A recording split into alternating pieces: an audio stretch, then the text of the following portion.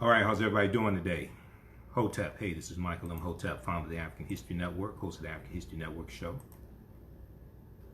All right, how's everybody doing today?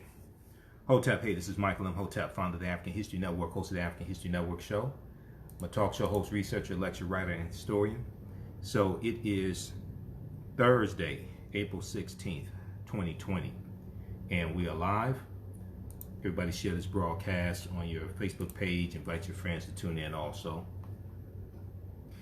And share it on your social media platforms. So I wanted to talk about the new unemployment numbers that came out today.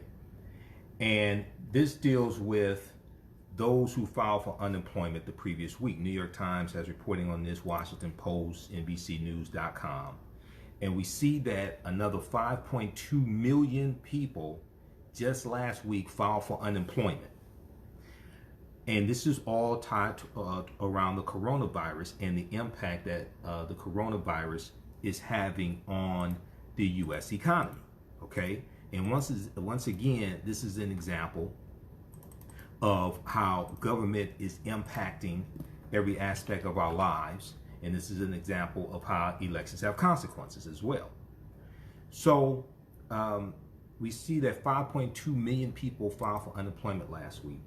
The week before that, it was 6.6 million. The week before that, it was 6.9 million. The week before that, it was 3.3 million. Now you have almost 22 million people, approximately, who filed for unemployment in the last 4 weeks.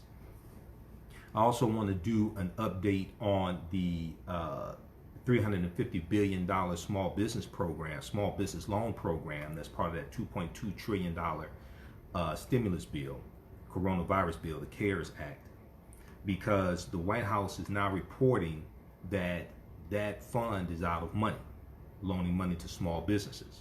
The White House is now reporting that that fund is out of money, okay? And it's expected that there's going to be another round of funding for small businesses also. All right, how you doing, Mildred and Carlos and Rosella?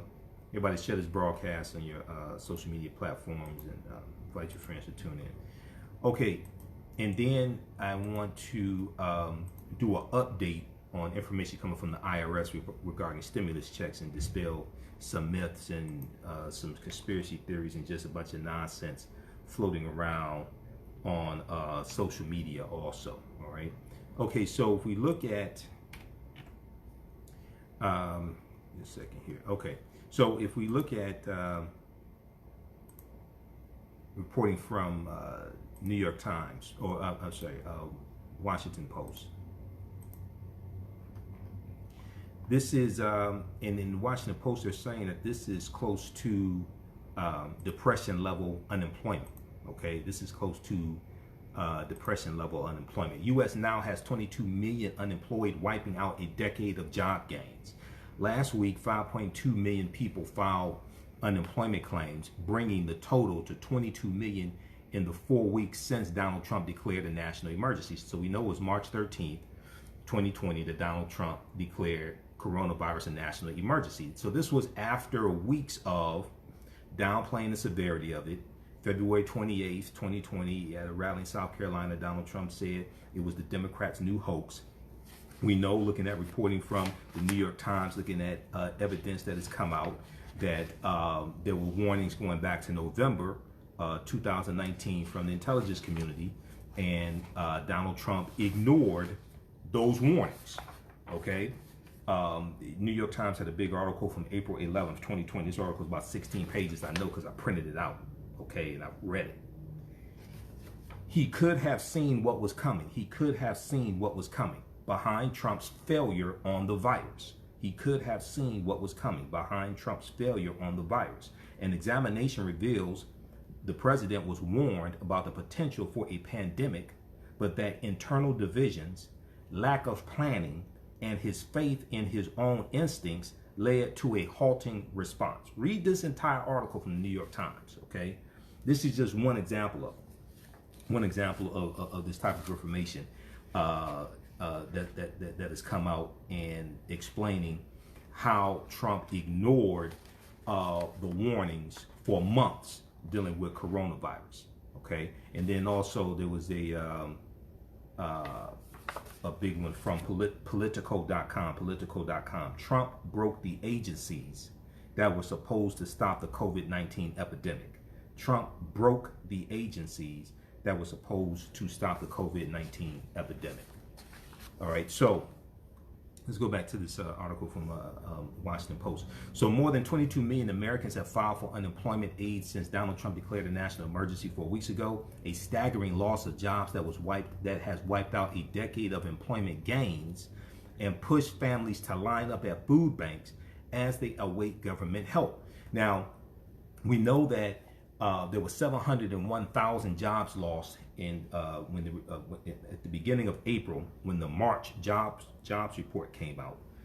701,000 jobs were lost in the month of April. 701,000 jobs were lost in the month of April, which ended 113 consecutive months of private sector job growth.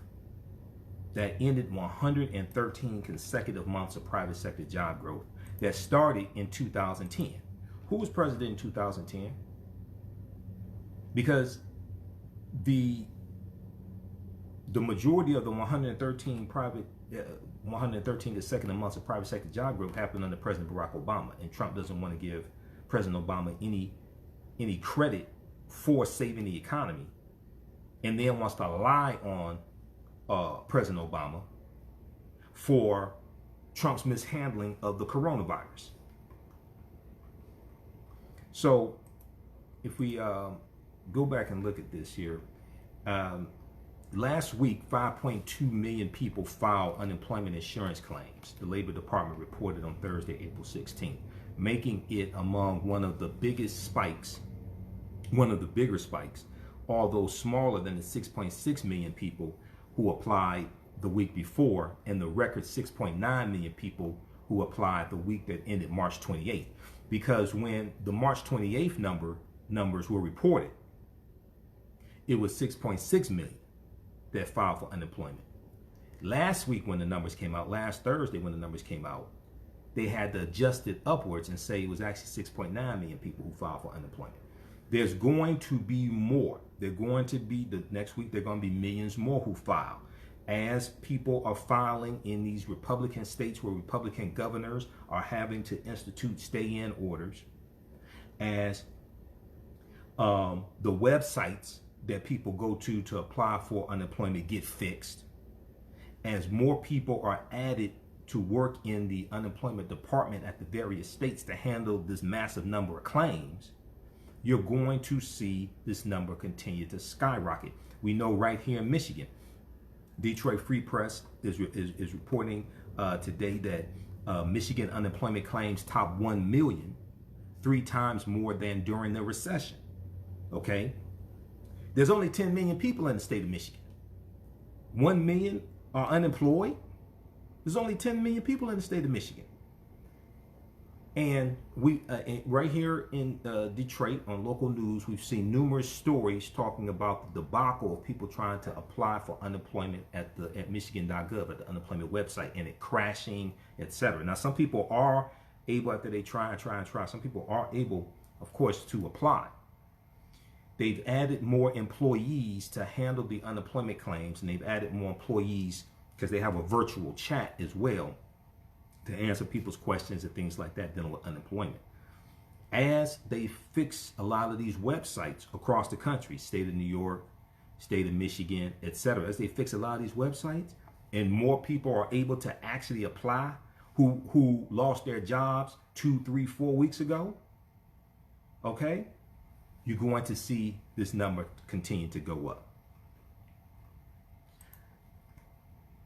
All right, so the U.S. has not seen this level of job loss. 22 million people applying for unemployment in a month.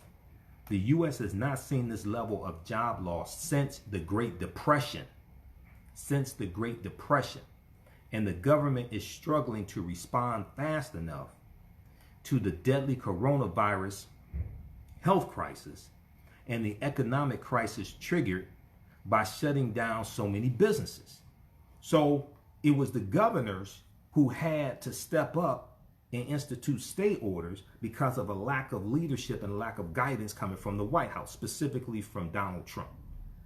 Because of a lack of leadership and lack of guidance coming from Donald Trump, governors had to step up. Governor Gretchen Whitmer here in Michigan, Governor Andrew Cuomo in the state of New York, Governor J.B. Pritzker in the state of Illinois, Governor Mike DeWine in the state of Ohio, etc.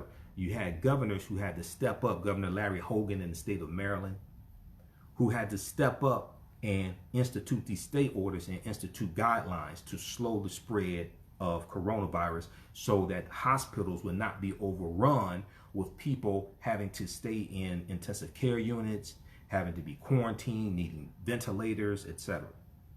So the eye-popping job loss in the past month, the eye-popping job losses in the past month have erased virtually all of the 22.8 million jobs gained from February 2010 to February 2020 during the rebound from the Great Recession. Okay, the eye-popping job losses in the past month have erased virtually all of the 22.8 million job losses gained from February 2010 to February 2020, basically that 10-year period of time, during the rebound from the Great Recession. Once again, for those who don't remember, President Barack Obama was president in 2010, okay? For those that some reason don't remember. And you know, what's interesting, I saw this week there was a protest at the state's capital in Lansing, Michigan. And you had about 15,000 people came out, most of them white, most of them Trump supporters, who came out to protest against Governor Gretchen Whitmer's executive order, the stay-in order, but also she added new restrictions to the stay-in order. Now, some of the new restrictions, there are some inconsistencies in some of these new restrictions. I'll probably talk about this on my Sunday night show, the African History Network show, 9 p.m. to 11 p.m. Eastern Standard Time on 9:10 a.m. Superstation WFDF, because if you live in the state of Michigan and you want to go up north to your cottage or rental property up north, you're prohibited from doing that with her new executive order. But if you live in the state of Illinois and you own rental property or a cottage up north, northern Michigan, you can go to your rental property in northern Michigan. Okay. Also, she prohibited stores like Menards and Home Depot and things like this from selling gardening equipment and seeds to plant crops, to plant vegetation, to plant plants, things like this. And she's trying to get people from coming out, from coming out of the house, going shopping. And what happened was the state's attorney general here in the state of Michigan went after Menards. I think she issued a cease and desist order or something, because Menards, which sells home improvement products and things like this, Menards was advertising sales and advertising gardening equipment and things like this. And what they're saying is, it's like, look, don't promote to people to come to your store and buy this stuff unless it's something that's essential. Okay, don't promote to people, because we want people to stay at home.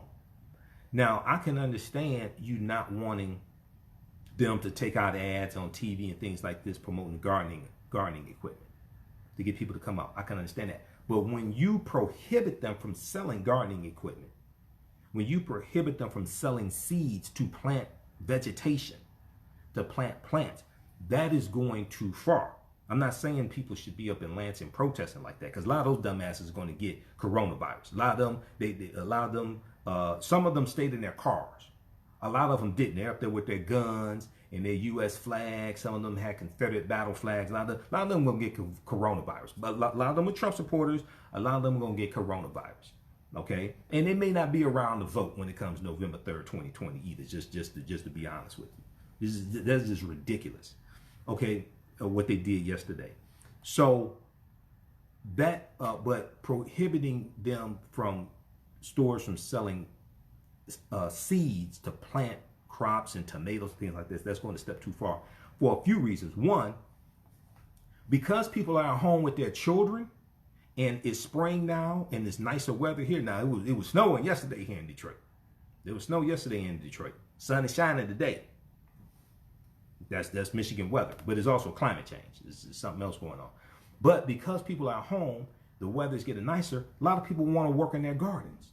A lot of people want to work in their gardens with their children because their children are at home, and a lot of people don't know what to do with their children. Okay, because they can't go to school, and they're doing online school. But that's not the same thing. The children are still at home, and then also you may want to have projects for your children to do, to learn about science, to learn about botany, botany, things like this. So you may want them to plant crops and do those little science experiments where they get the seeds and plant the seeds and track how long it takes for the seeds to bud and things like this. You may want them to plant some tomatoes, etc. So now you're telling people they can't go to the store and buy these types of products. Okay, that's problematic right there. But once again, this is an example of government regulating business. This is what the people who said in 2016 don't vote. We just going to do economic empowerment and invest in the stock market. That's ridiculous. Yes, we need to do that, but also government impacts every aspect of your life. Government, laws, policies, statutes, ordinances, amendments, and treaties. They regulate business. This is an example of this. This is the governor, through executive order, regulating what stores can sell and what they can't sell. Enforcement by a fine.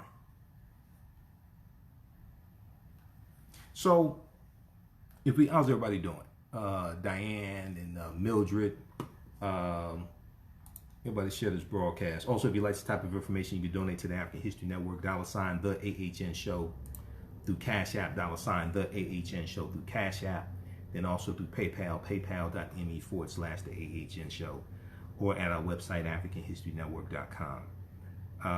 And just click on the yellow donate button on the homepage of our website. All of my DVD lectures are available at our website also, AfricanHistoryNetwork.com, my DVD lectures and my digital downloads, and that includes 6 principles of political self-defense, understanding how laws and policies impact the economic conditions of African Americans. 6 principles of political self-defense, understanding how laws and policies impact the economic conditions of African Americans. So the job losses in the past month of 22 million, okay, people filing for unemployment has virtually erased all of the 22.8 million jobs gained from February 2010 to February 2020 during the rebound from the Great Recession. A growing number of economists warn that recovering from the Great Lockdown is going to, or the Great Lockdown or the stay-in orders, things like this, the impact coronavirus is having on the economy. Recovering from this is going to take a long time, and millions of Americans are likely to remain out of work through the end of 2020. Even after parts of the economy reopen, and Donald Trump is putting together this ridiculous advisory committee to advise on how to restart the economy. He didn't shut down the economy. That was governors that did this. And then also when I looked at the people who own it, you got Jared Kushner and Ivanka Trump. He didn't have any doctors. He didn't have any medical experts on there so far. It's just ridiculous. It's just for show. He's trying to save the economy, to save his presidency so he can get reelected, and he wants to avoid being charged with crimes in the state of New York. He wants the statute of limitations to run out on various charges that are pending in the state of New York, things like this. This is for show. It was governors that instituted these executive orders. It was governors that shut down businesses. It was governors that instituted stay-at-home orders and things like this. That wasn't the president. That wasn't the White House. They instituted guidelines. They didn't institute any executive orders to shut anything down. Okay? Oh, you reduced, you stopped people coming in from China. But remember when he introduced the travel ban? The UK wasn't on there at first. And then people said, wait a second, why isn't the UK? And then he had to add the UK. Yeah, you stopped that after people from China were coming here. You stopped that. But I'm talking about as far as shutting down actual businesses in these states. That wasn't the White House. So we'll post the link again here. Somebody asked for the link. Just a second here. All right. Okay, so let me post this here. Okay, how's everybody doing? Xavier and Haslin and Ruth. Follow us on our Facebook fan page, The African History Network, The African History Network, and my YouTube channel, Michael Imhotep, I-M-H-O-T-E-P on YouTube. All right, so in addition to health concerns, Americans typically slash their spending when they see widespread job losses and pay cuts among their friends and family members.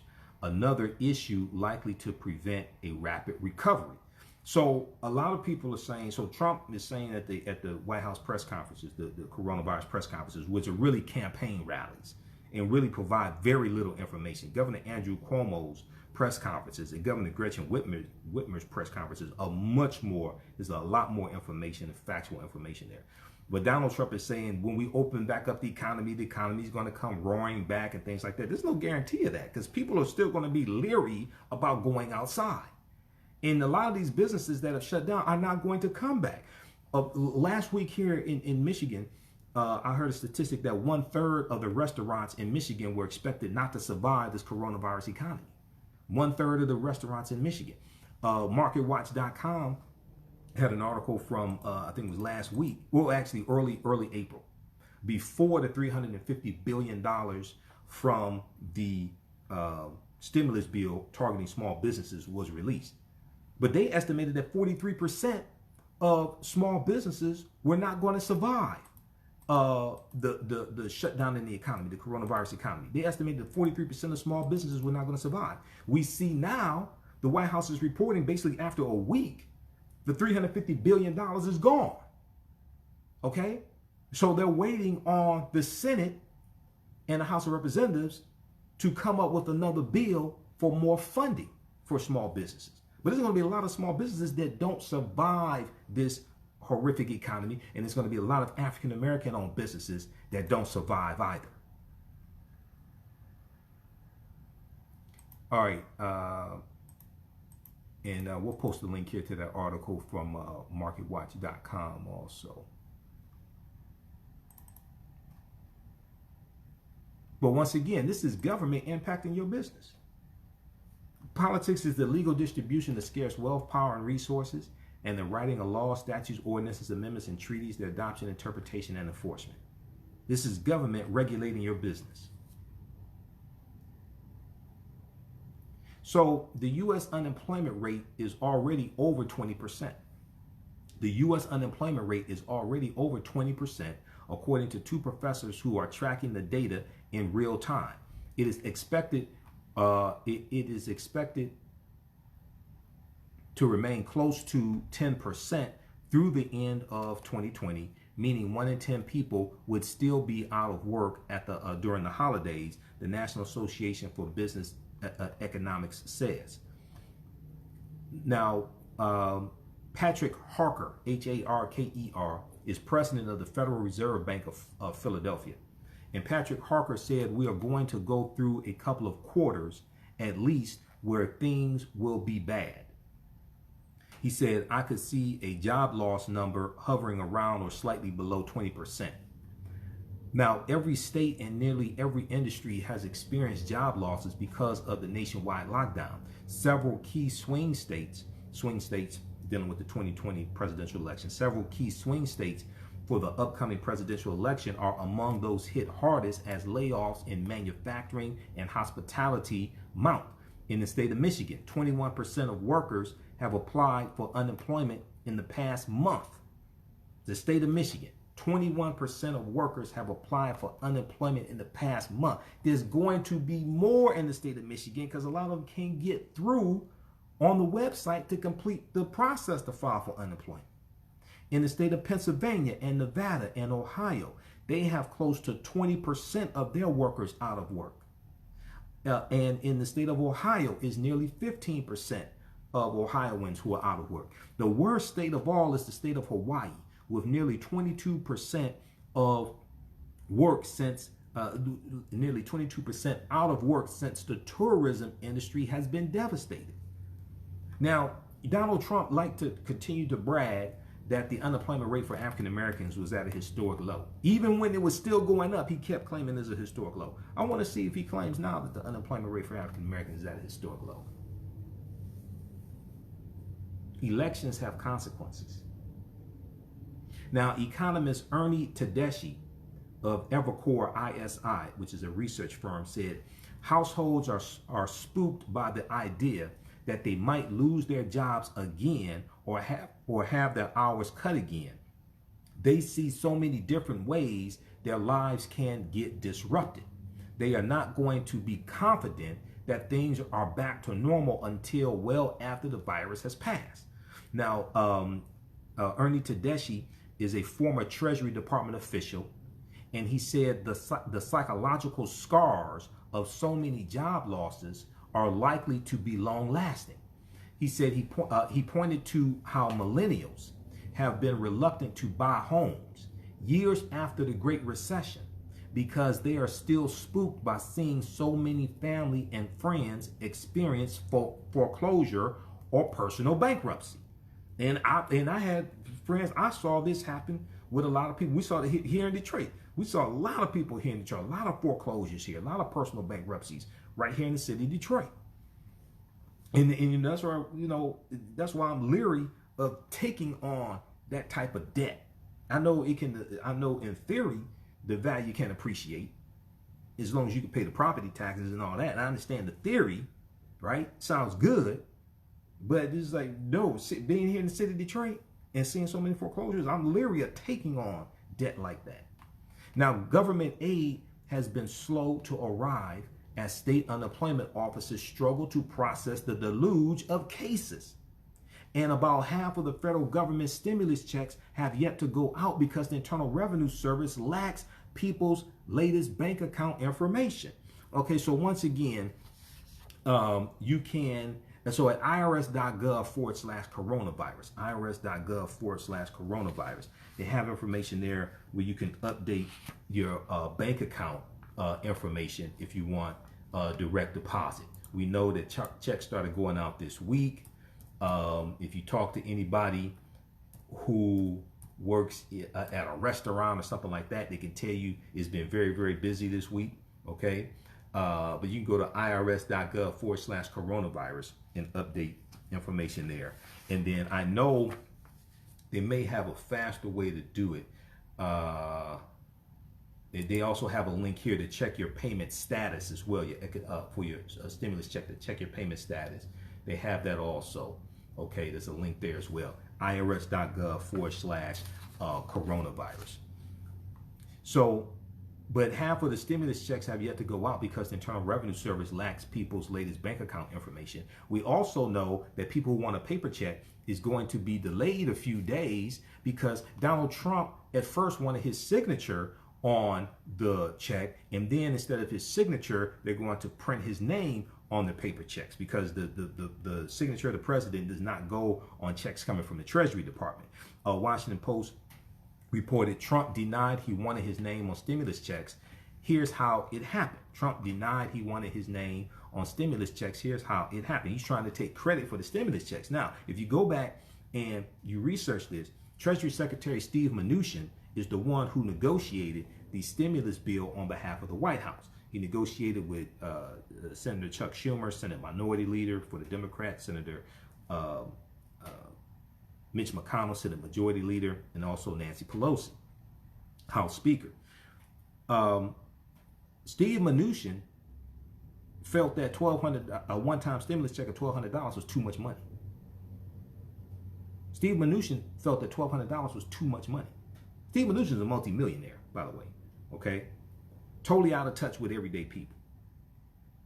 Trump wanted his name on it to try to take credit for the stimulus check. And he really wants to use this as a campaign tool. Okay, so when people get it, 80 million people get it, his name will be on there. But it should be a reminder to people that this is his fault. See, Trump is the arsonist who set the fire. And then he's doing interviews on TV talking about how he called the fire department to report the fire. Well, you're the one that set the fire. He's the arsonist and the person that called the fire department to come put the fire out that he set.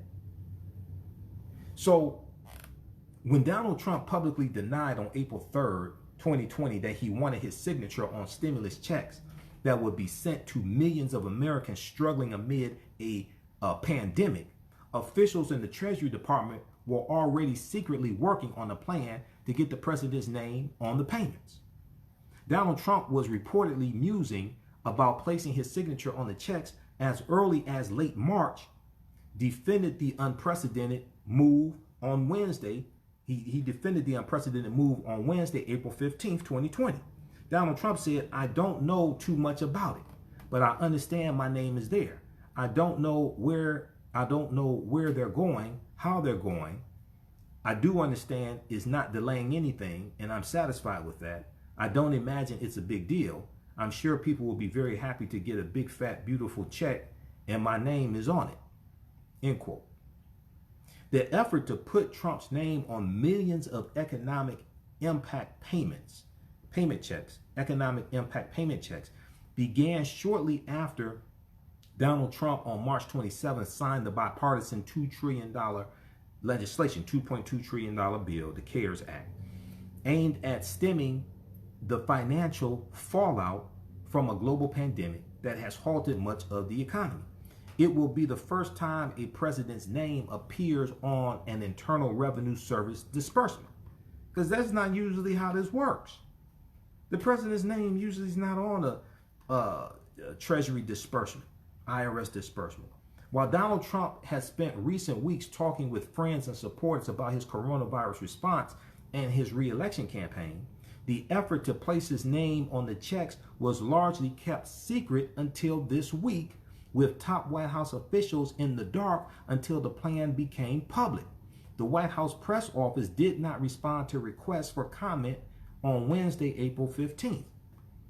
Some senior officials at the IRS did not find out about the plan until Tuesday morning, underscoring the unorthodox process that has turned Trump's desire into reality.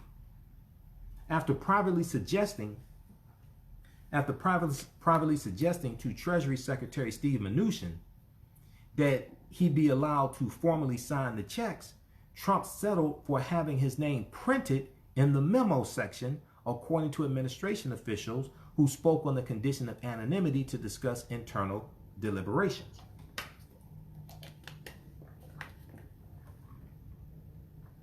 The placement of Trump's name on the stimulus checks was taken out of the hands of the IRS early in the process, according to two government officials. The plan has been closely held within the IRS, and Commissioner Charles Rettig has not discussed it on his daily calls with his top executives, senior agency officials said. When the decision came down from the Treasury Department late this past Monday that the first batch of paper checks would include Donald J. Trump on the memo line, it was announced to just 5 senior IRS officials. The IRS, already tasked with quickly dispersing hundreds of billions of dollars in payments to Americans, is now rushing to prepare checks that bear Trump's name. The signature line will continue to feature the name of a civil servant, keeping with long-standing practice, but the IRS must change the computer code to add Trump's name before the Bureau of the Fiscal Service can print the checks, officials said. Read the rest of this. Read the rest of this article here from Washington Post. Trump denied he wanted his name on stimulus checks. Here's how it happened.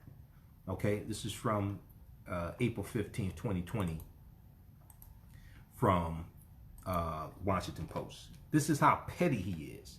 Okay, this is an example of how elections are consequences. This is how petty he is, and this is one of the reasons why he's so dangerous and why he has to be removed from office, why he has to be voted out of office. Republicans were too cowardly. Republicans in the Senate were too cowardly to impeach him, and they knew he was guilty. Okay, and those Republicans that did that, when they come up for re-election, all of them need to be voted out of office as well. Okay, because they violated their oath of office to defend the Constitution against enemies, both foreign and domestic. All right, so let's continue with dealing with 5.2 million people filing for unemployment, 22 million people in the past 4 weeks. So government aid has been slow to arrive as state unemployment offices struggle to process the deluge of cases, and about half of the federal government stimulus checks have yet to go out because the Internal Revenue Service lacks people's latest bank account information. Now, the 22 million jobless figure is likely an understatement, since most gig workers and temporary employees have not been able to apply for aid yet. Now, I know in the state of Michigan, starting April 10th, those who were independent contractors and gig workers, those part of the gig economy, they do Uber and Lyft and DoorDash, things like this, they were able to start applying April 10th. Okay, there's going to be more who fall into that category who haven't applied yet, or haven't been able to apply because the website keeps crashing. Joseph Bruselas, Brusuelas, is chief economist at audit firm RSM. And Joseph said, once one adds in those not captured by the data, we are almost certainly facing a 20% unemployment rate now. At this point in the pandemic, roughly 1 in every 7 individuals in the workforce is unemployed. Now, only 19 states are accepting applications from gig workers and others who normally don't qualify for traditional aid, but are supposed to get the $600 a week pandemic unemployment that Congress approved in March.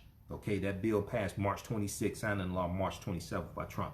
According to Employ America, which is tracking the state unemployment office problems closely, the remaining states will not accept applications until later this month or in May. So a few weeks ago, CNBC.com had an article where they estimated that 47 million people are going to be unemployed. There's a delay right now. Only 19 states are accepting applications from gig workers and independent contractors and things like this. As they continue to apply and going into May, you're going to continue to see the number of people unemployed skyrocket.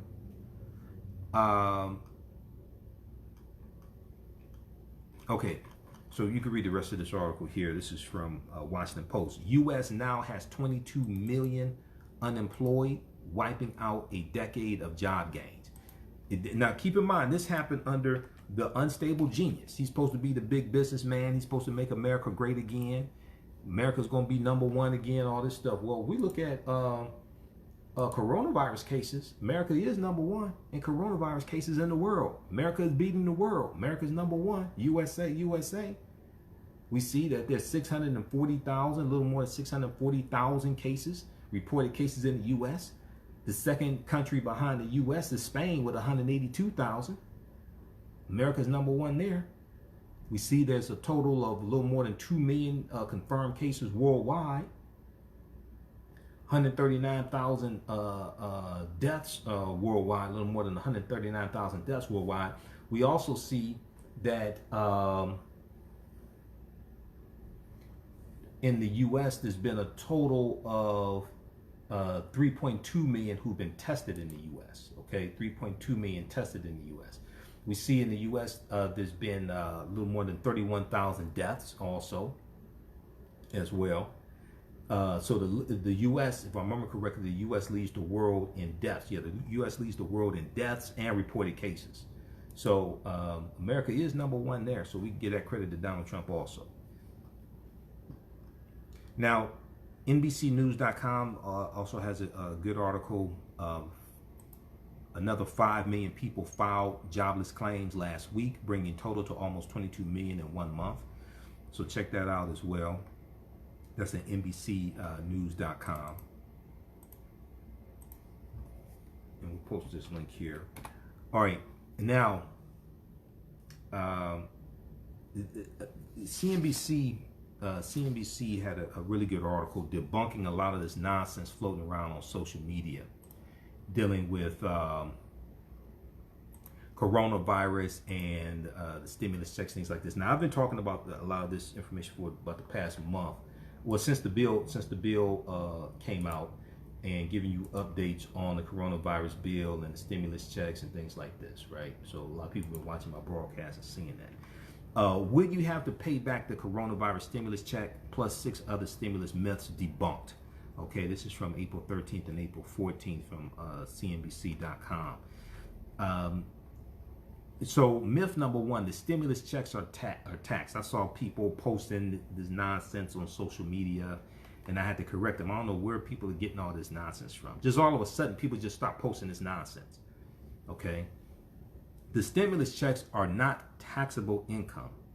The checks, which are worth $1,200 for individuals earning up to $75,000 a year, and $2,400 for couples earning up to $150,000 a year jointly, plus $500 for dependents under 17, are structured as refundable tax credits. Are structured as refundable tax credits.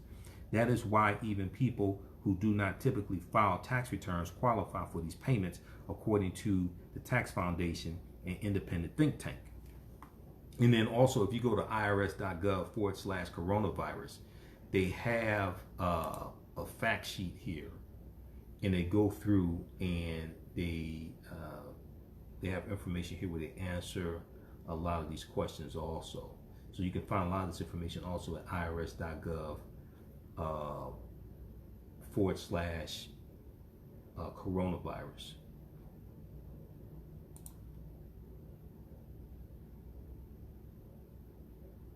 All right. Number 2, I would have to pay back the stimulus check next tax season. Assuming all the information on your tax returns is correct, you will not repay the check next spring. You may even receive more money when you file your 2020 taxes, while the checks are based off your 2019 or 2018 tax returns. To get your money now, they are technically credits for 2020 taxes per the Tax Foundation. If it turns out that you should receive a larger credit based on your 2020 adjusted gross income, then you will receive the difference next year. Quote, if a taxpayer's income drops in 2020, they will be eligible for any remaining rebate credit that they were not able to claim using the 2019 or 2018 return. On the other hand, you will not be penalized by the IRS if your 2020 adjusted gross income is higher than this year's, according to the Tax Foundation. Quote, if the amount of a credit a taxpayer qualifies for in 2020 is less than it was based on their 2019 return, it does not have to be paid back, end quote. So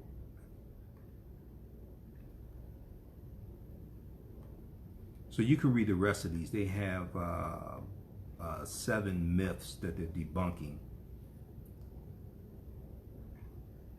You can check out the rest of these. And we know people who receive Social Security, they are eligible also. And there was a change in last week where they don't have people who don't normally have to file a tax return. They don't have to file a tax return either. Those who get Social Security, SSI, things like that. Social Security and other benefits recipients are not eligible. That's a myth. With a few exceptions, as long as you have a Social Security number and meet the income eligibility requirements, you will receive a stimulus check.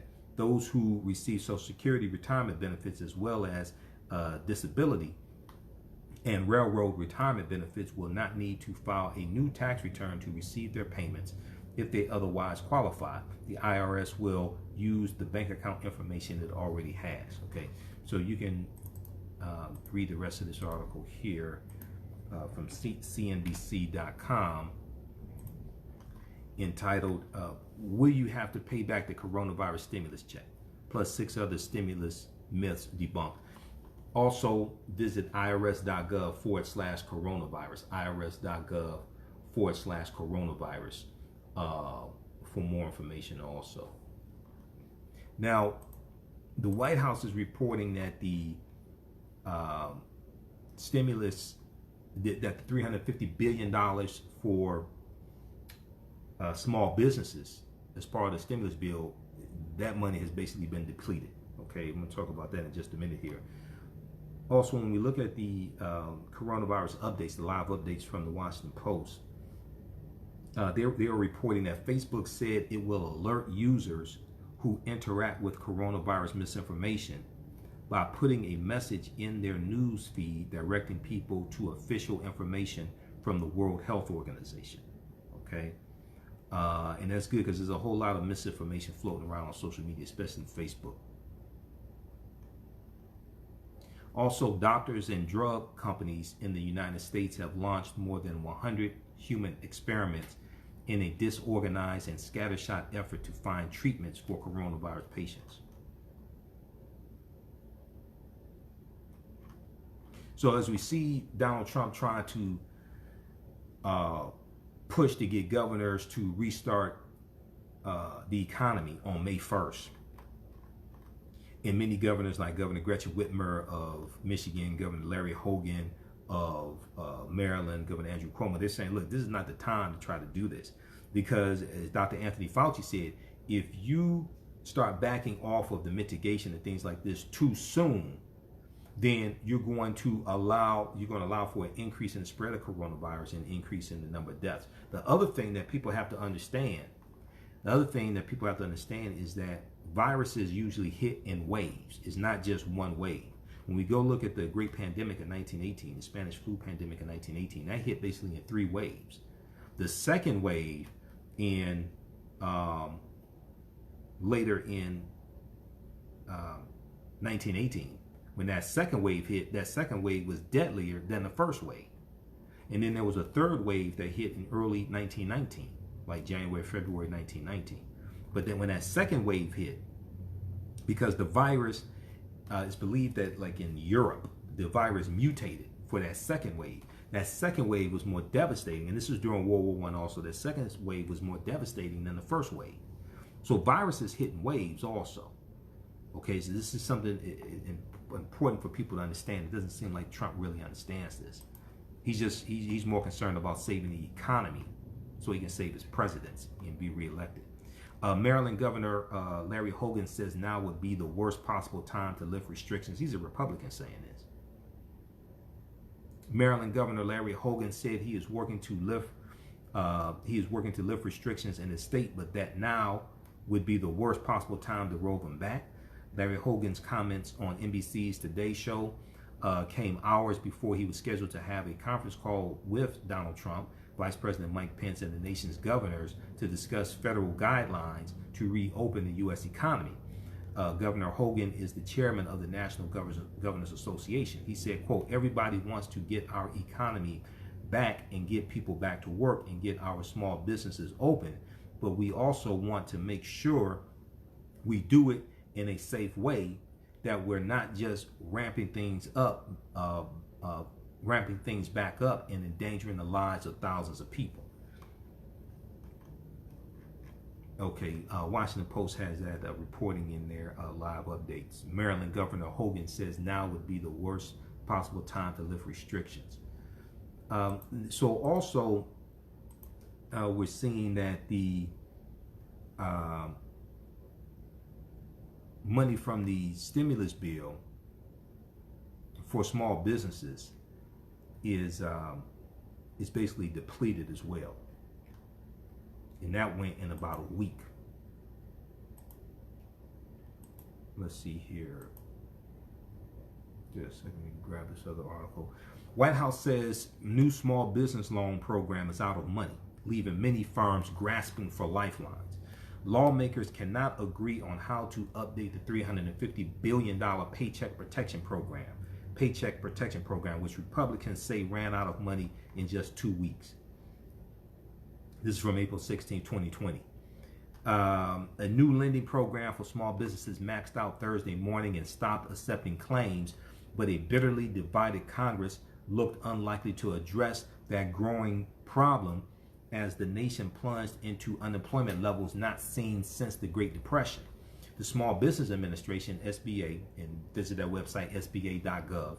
The Small Business Administration said on its website that the agency, quote, is unable to accept new applications based on available appropriations funding, end quote. Now, Republicans and Democrats say more action is needed to build on the massive $2 trillion economic rescue law passed just 3 weeks ago, on the massive $2 trillion economic rescue law passed just 3 weeks ago, but they cannot agree on what to do.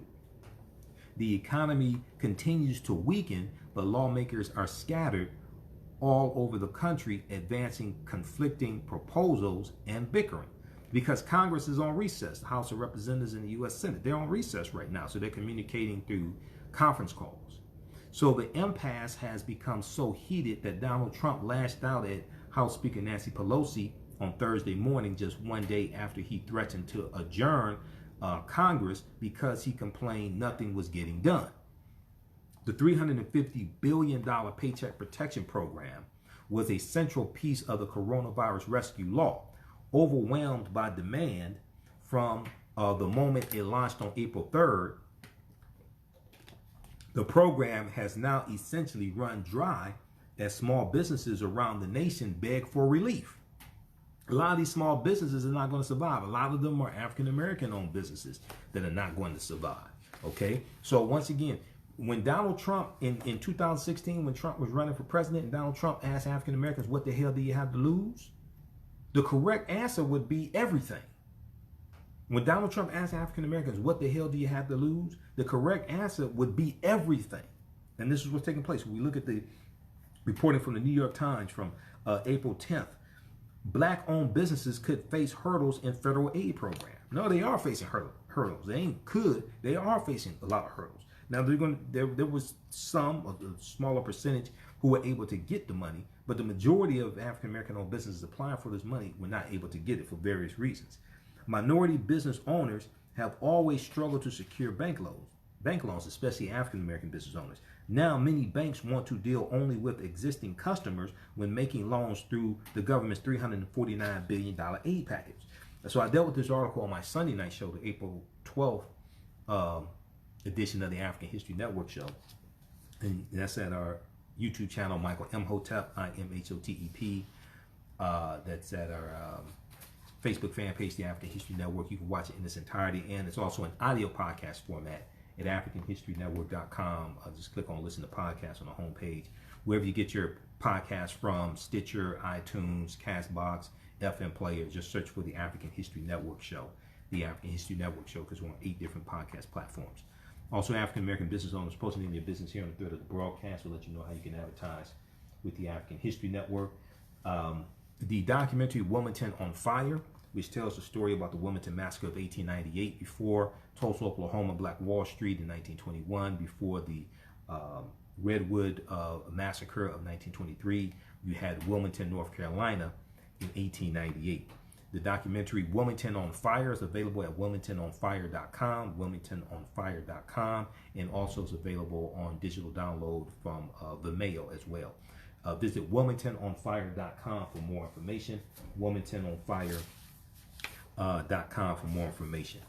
A lot of people looking for something to read while they are at home, while they're being quarantined. The book Black Heroes of Fire is a great book to read, and it's a great historical book. This book is written by DeKalb Walcott Jr., and it tells the story of Engine Number 21. Engine Number 21 was Chicago's first organized paid African-American firefighting company. Finding out about their heroism and their exploits, in the book Black Heroes of Fire, the history of the first African-American firefighting company in Chicago. It's available right now at Amazon.com, and also the website blackheroesoffire.com, blackheroesoffire.com. Now, a lot of people are looking for educational information for their children, and then also they may be looking at advice on dating.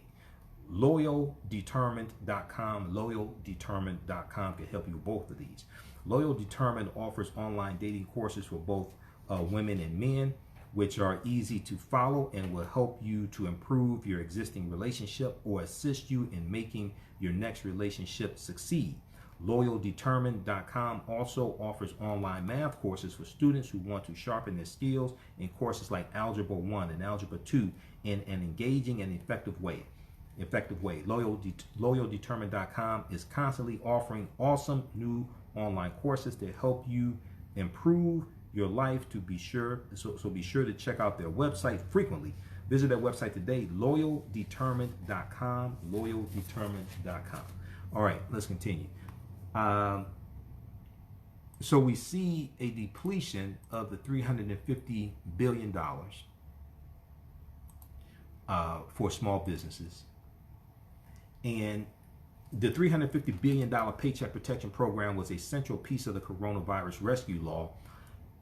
Overwhelmed by demand from the moment it launched on April 3rd, the program has now essentially run dry as small businesses around the nation beg for relief.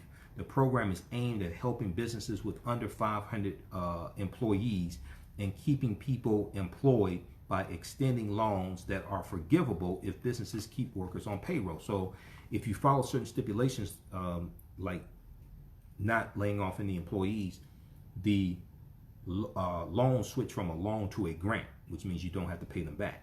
The Small Business Administration reported on Thursday, April 16th, that more than 1,637,000 loan applications valued at over $339 billion have been approved. So I want to know what percentage of those were for African-American owned businesses. More than 1,637,000 loan applications valued at over $339 billion have been approved. Also, PayPal announced earlier this week, I think it was Monday, either Monday or Tuesday, PayPal announced that if you are a PayPal customer, you have a business account with PayPal, you can apply through PayPal for these small business loans also. That's at paypal.com. They have information at paypal.com dealing with that. So the government has not released data showing how much of that cash has been actually dispersed and given to small businesses, however, okay? Because they reported, the SBA reported Thursday morning that more than 1.6 million loan applications valued at over $339 billion has been approved, but how much of the money has actually been dispersed yet? Now, anecdotal reports from lenders and small business owners suggest only a small portion of it has been released so far, with many banks overwhelmed with applications. And it's also unclear how many firms have secured new loans, though it appears to be just a fraction of the 30 million small businesses in the United States. 30 million small businesses in the United States, 1.6 million have been approved for loans, okay? I want to know how many actually applied for loans. How many small businesses actually applied for loans? 1.6 million were approved for loans. How many actually applied for loans? And I also want to know what percentage of African-American owned businesses applied for loans and what percentage were approved. So last week, Treasury Secretary Steve Mnuchin asked Congress to agree to $250 billion for the program, $250 billion additional funds for the program. But a GOP attempt to approve that increase failed in the Senate as Democrats demanded more money for hospitals, cities and states, and food stamp recipients, as they should. Because hospitals, Washington Post had an article dealing with how hospitals are underfunded and hospitals now are having to cut back on staff. This article here I was looking at just yesterday. This is from April. This is from early April. Let's look at this. Yeah. This is April 9th. This is from April 9th. Starved for cash. Hospitals and doctor groups cut staff. Cash-starved hospitals and doctor groups cut staff amid pandemic. This is from April 9th, 2020, Washington Post. Cash-starved hospitals and doctor groups cut staff amid pandemic. So what a lot of people don't understand is that politics and government and law impacts not just your health care, but having hospitals in your cities and the number of hospitals in your cities. It's not just government impacting health insurance. It's also impacting the hospitals so you can go and use your health insurance.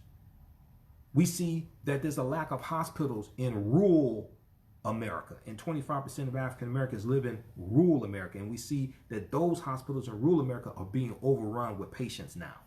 There's a lack of ventilators. There's a lack of personal protection equipment. Vox.com had a big article a couple weeks ago dealing with how rural America is being, how hospitals in rural America are being overrun. Also, let's see here. Let me see if I can pull up this article here. The coronavirus may hit rural America later and harder. The coronavirus may hit rural America later and harder. This is from March 28th. There have been other articles since then to talk about how hospitals in rural America are being overran. And a lot of people coming in don't have health insurance. They're older, okay? And a lot of them sitting up watching Fox News and didn't believe fat meat was greasy, didn't believe coronavirus was going to get them, and it got them. Rural communities tend to be older with more chronic illnesses, making people more at risk of severe COVID-19. Read this article from Vox.com, Vox.com. The coronavirus may hit rural America later and harder. If we go back to Washington Post quickly here, cash-starved hospitals and doctor groups cut staff amid pandemic. So a lot of hospitals get funding from the government, state government, federal government. This is government impacting hospitals. How many hospitals a city has or a county has deals with government. Hospitals across the country have deferred or canceled non-urgent surgeries to free up bed space and equipment for COVID-19 patients. But the triage maneuver cut off a main source of income, causing huge losses that have forced some hospitals to let go of healthcare workers as they struggle to treat infected patients. Last week, Bond Secures Mercy Health, S-E-C-O-U-R-S, Mercy Health, which runs 51 hospitals in 7 states, announced it would furlough 700 workers. On Wednesday, Ballad Health, B-A-L-L-A-D, Ballad Health, which operates 21 hospitals across Tennessee and Southwest Virginia, delivered the same bad news to 1,300 employees and said executives would take pay cuts. Employees at Children's National Hospital in the district were informed this week that they must take off 1 week using either vacation time or, if they have none, unpaid leave. Hospital executives and analysts emphasize that not all of the furloughed or fired workers are directly involved in treating COVID-19 patients. Others say the furloughs help reduce the number of people in hospitals, slowing the spread of the virus. Others say the furloughs help reduce the number of people in the hospitals, slowing the spread of the virus. But the absences have put a strain on doctors, nurses, and other healthcare workers treating a surge of patients that has already stretched some healthcare systems to the breaking point. Remaining frontline workers face longer hours, and some have seen their pay cut and benefits reduced. For hospitals already in bad financial shape before the outbreak of coronavirus, the loss of income has raised doubts about their ability to keep treating patients. So Democrats are fighting for more funding in this next bill for small businesses, they're fighting for more funding for hospitals because some of these hospitals are going to collapse. John Fox, the CEO of Beaumont Health, which is Michigan's largest hospital system, said, "I'm concerned about the financially weakest 25% of hospitals because there's no way the other hospitals can absorb their COVID-19 patients." He went on to say, if they start going down, that changes the whole algebra for the size of the system to handle the pandemic.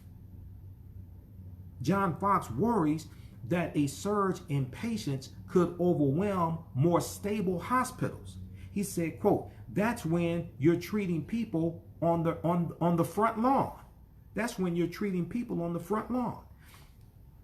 Now, it also has made it harder for some hospitals to finance the considerable cost of treating COVID-19 patients, from efforts to purchase personal protective equipment, PPE, and ventilators, to setting up drive-by testing sites. A report this week by the Inspector General for the Health and Human Services Department blamed the cash crunch for ill-timed layoffs and furloughs. The Inspector General the Inspector General said, quote, "Hospitals reported laying off staff due to financial difficulties, which further exacerbated workforce shortages and the hospital's ability to care for COVID-19 patients and the routine patient population," end quote. One administrator stated that it had been an absolute financial nightmare for hospitals. Now, Michigan's Beaumont hospital system is one of the more financially stable hospital systems in the country. John Fox, CEO of Beaumont Hospital System, stated this. He went on to say, under normal conditions, the company earns about $16 million each month in net operating income, but after postponing elective surgeries, Beaumont Hospitals is losing about $100 million a month. So this is government impacting hospitals. It's not just you having health insurance, it's you having hospitals in your city, in your vicinity, in your county that can accommodate you, that are not overrun with patients because they had to cut staff because of a reduction in funding or a reduction in services being provided so they can provide more attention to COVID-19 patients. Now they have a reduction in funding. Now they need increased funding from the federal government. Politics is the legal distribution of scarce wealth, power, and resources, and the writing of laws, statutes, ordinances, amendments, and treaties, their adoption, interpretation, and enforcement. So read this article here. Read the rest of it from Washington Post. Very quickly here, if we go back to the one dealing with the small businesses. This is, White House says new small business loan program is out of money, leaving many firms grasping for lifelines. And this is from April 15th. I think this article is from April 16th. This is from April 16th. Yeah. So 1.6 million small businesses have been approved for these loans from $350 billion as part of the $2.2 trillion stimulus bill, coronavirus bill. You have 30 million small businesses in the United States. So last week, Treasury Secretary Steve Mnuchin asked Congress to agree to $250 billion more for the program, but a GOP attempt to approve that increase failed in the Senate as Democrats demanded more money for hospitals, cities and states, and food stamp recipients, as they should.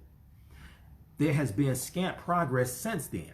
Talks finally started on Wednesday, April 15th, with aides to Treasury Secretary Steve Mnuchin and House Speaker Nancy Pelosi and Senate Minority Leader Chuck Schumer, but they seemed unlikely to yield results in time for action at a Senate pro forma session scheduled for Thursday afternoon, April 16th. Any deal would have to advance by voice vote or unanimous consent. that any individual lawmaker could block. And see, that's unanimous consent in the U.S. Senate. That's why it's hard to get reparations. That's one of the reasons why it's hard to get reparations too. I mean, there's a whole lot of flaws with a lot of these arguments for reparations. A lot of these arguments are not legal arguments, but nobody wants to talk about reparations being blocked by unanimous consent if it comes to the Senate floor for debate, even though Senator Mitch McConnell, Senator Mitch McConnell, who's Senate Majority Leader, said reparations is dead on arrival in the U.S. Senate, which means it's not coming up for a debate or a vote in the Senate because Senate Majority Leader controls which bills come to the floor for a debate and a vote. But even if it did, you ain't gonna get, how you gonna get past unanimous consent when any one senator, especially a Republican, can block any bill based upon unanimous consent? Senator Marsha Blackburn, Republican from Tennessee, blocked 3 election integrity bills based upon unanimous consent. And these were bills designed to protect the elections that Democrats and Republicans have to run in. She blocked that based upon unanimous consent. So a lot of people a lot of people don't want to deal with the process of actually getting reparations. They just want to deal with hashtags and we want reparations. They don't want to deal with the actual process, the actual process through the House of Representatives and the Senate, and they have it signed into law. A lot of people don't want to deal with the actual process of actually bringing that into fruition. Because when you understand the process, then you realize we got to go about this a different way. All right. Let me see if I can pull up this article. It's an article from Axios.com dealing with Senator Marsha Blackburn. But you can Google that also. Marsha Blackburn, Tennessee, blocks election integrity bills.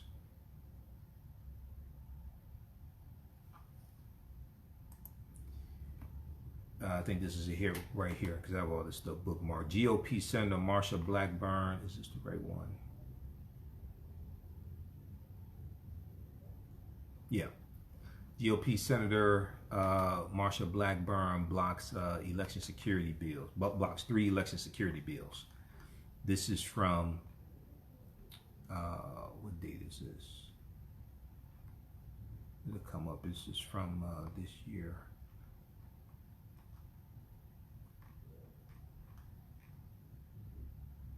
February 11th. Yeah, February 11th, 2020.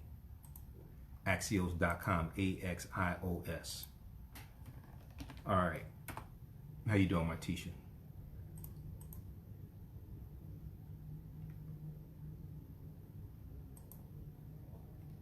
Okay, let's continue here. So you have them debating over more funding for the small business loans. The need is only deepening on all sides as new figures out Thursday, April 16th, showed unemployment claims once again surged over the past week, with 5.2 million people filing for unemployment insurance.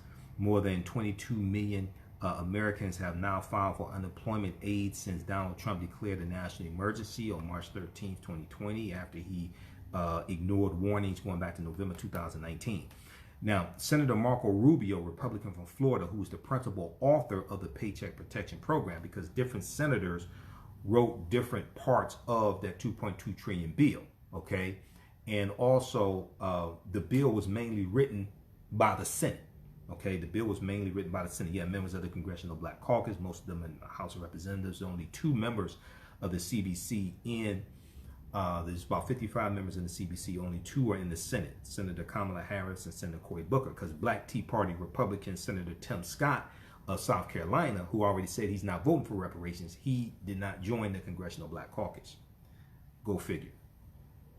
But you had members of the CBC pushing for certain things to be put in this bill, okay? A lot of the things that they wanted in the bill, they did not get. I did a separate broadcast dealing with that maybe about a month ago. But there's going to be another stimulus bill that's going to be about 2 to 4 trillion. Okay, so hopefully they'll get more of things that they wanted in that second bill. But Senator Marco Rubio Republican of Florida, who was the principal author of the Paycheck Protection Program, lashed out at Democrats in an appearance Thursday morning on Fox Business, accusing them of standing in the way of increasing its funding. He said it's just 12 days, this program has approved over $300 billion in aid, and now it's frozen. It's stopped, and it's ridiculous, he said. It's being held hostage for things unrelated to it. No, all this stuff is important because you need additional funding for hospitals and some other things also. So Trump attacked Nancy Pelosi viciously on Twitter, apparently responding to a scathing letter she released earlier this week, accusing him of weakness and lies. And she was correct. He is weak. He is a lie. He is a blatant liar. He's a con man. He's a fraud. He's a traitor to his country. He's violating his oath to the U.S. Constitution, which he has not read. He doesn't understand the 10th Amendment, which gives states power. He doesn't understand that Article 2 of the U.S. Constitution does not give him the right to do whatever he wants. He obviously doesn't understand that Congress is a co-equal branch of government based upon Article 1 of the U.S. Constitution. So, yeah, he's a walking disaster. He's a national security threat and a walking disaster. Now, Democrats have blamed Republicans for the impasse, accusing them of refusing to negotiate over their demands for targeted assistance, such as more relief for state budgets that have been hammered by a drop in revenue. Governors of both parties have been begging Congress to approve $500 billion more in stabilization funds to help them weather the economic catastrophe.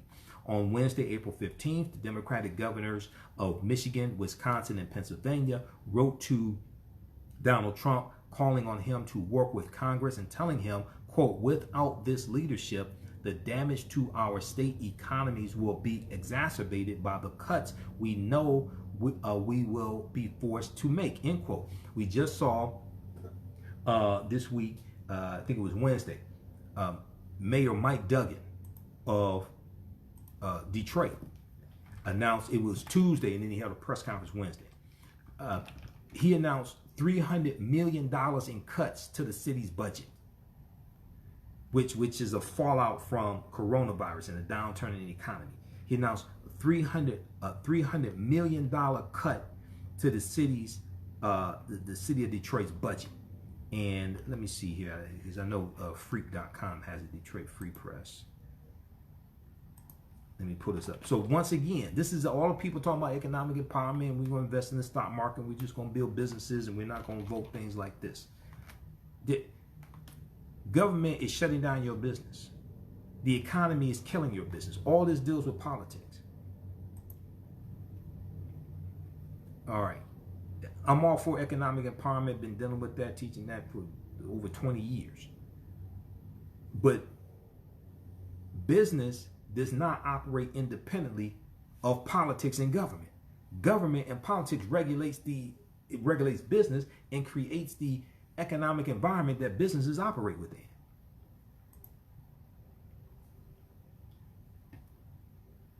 So let me see here. See if I can pull this up here from Freak.com.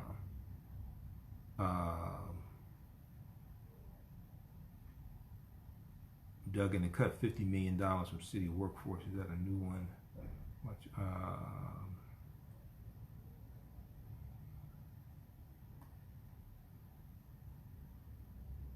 trying to get the latest information.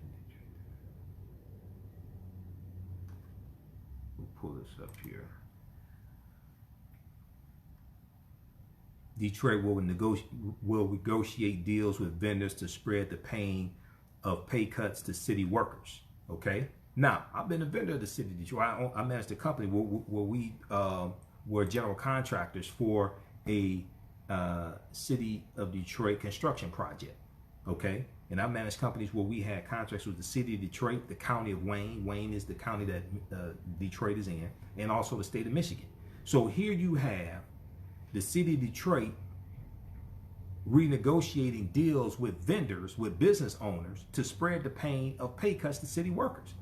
Okay, we went through that with the county of Wayne during the recession, and the county is having the less tax dollars coming in from property taxes and things like this, and we're contractors with the county of Wayne, and we win renewal on the contract, and they want to come and renegotiate with us to pay us less money because they have less money. This is government impacting the black-owned business, and most of our employees were African Americans. So a lot of these people talking this nonsense that sounds good in documentaries and things like that, dude. When you actually out here actually doing this, it's something entirely different. This is government impacting business.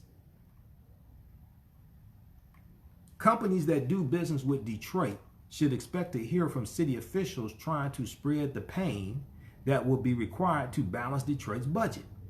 One day after Mayor Mike Duggan told city employees that many of them would see dramatic cuts to their hours and pay to help offset the impact of the coronavirus on the city coffers, Chief Financial Officer Dave Massaran said Detroit would also seek savings from businesses that have long-term contracts with the city of Detroit. Quote, "We're going to look to vendors for savings," end quote, Massaran said during Mike Duggan's daily news briefing Wednesday, April 15th at Eastern Market.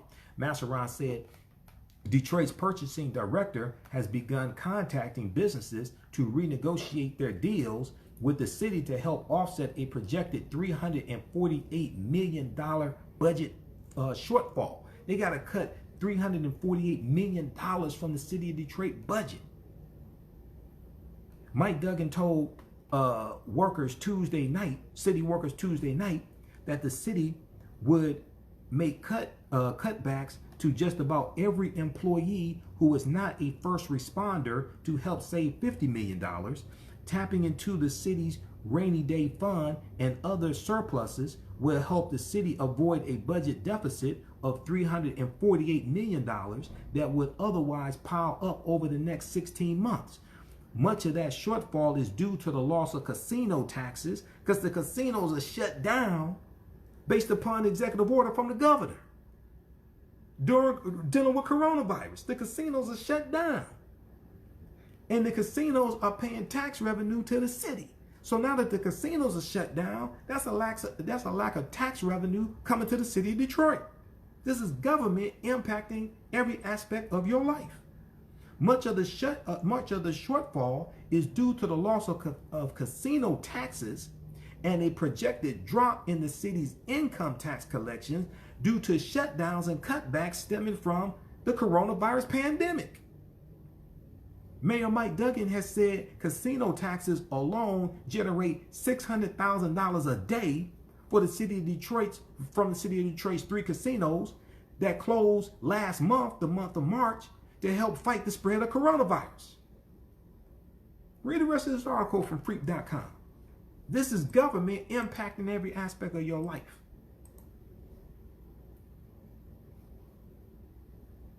All right, so check this out also. Freak.com is the official website of the Detroit Free Press, which is one of the two major newspapers here in Detroit, Detroit Free Press and Detroit News.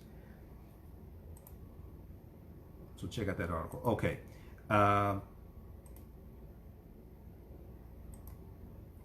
Let's see here. So hopefully they'll get more funding in the next week or so for small businesses. Congress will approve that, and Trump will sign that into law. Follow us here on our Facebook fan page, The African History Network, The African History Network. Follow me on my YouTube channel, Michael Imhotep, Imhotep. I'm the host of the African History Network show, founder of the African History Network. I'm a talk show host, researcher, lecturer, writer, and historian. Visit our website, AfricanHistoryNetwork.com, AfricanHistoryNetwork.com. All of my DVD lectures are there, digital downloads. You have a recommended reading list of about 70 books. Audio podcasts and my broadcasts are there also. You can donate to the African History Network. $, the AHN show through Cash App. $, the AHN show through Cash App. Also paypal.me/the AHN show. Paypal.me/the AHN show. Through Cash App as well. Through PayPal. PayPal.me/the AHN show. And $, the AHN show through Cash App. Okay. And that helps us keep doing the research, stay on the air, keep broadcasting, finance our Sunday night show as well, pay the bills, etc. Okay, so look, hey, we're going to get out of here. Remember, at the African History Network, we focus on educating, empowering, and inspiring people of African descent throughout the diaspora and around the world, because right now it's corrects wrong behavior. What you do for yourself, what you do to yourself, and what you allow other people to do to you and get away with is based upon what you think about yourself. What you think about yourself is based upon what you have been taught about yourself. What you've been taught about yourself is based upon everything you've read, heard, and seen about yourself. Okay, remember, right now it's corrects wrong behavior. It's not over till we win. Wakanda forever.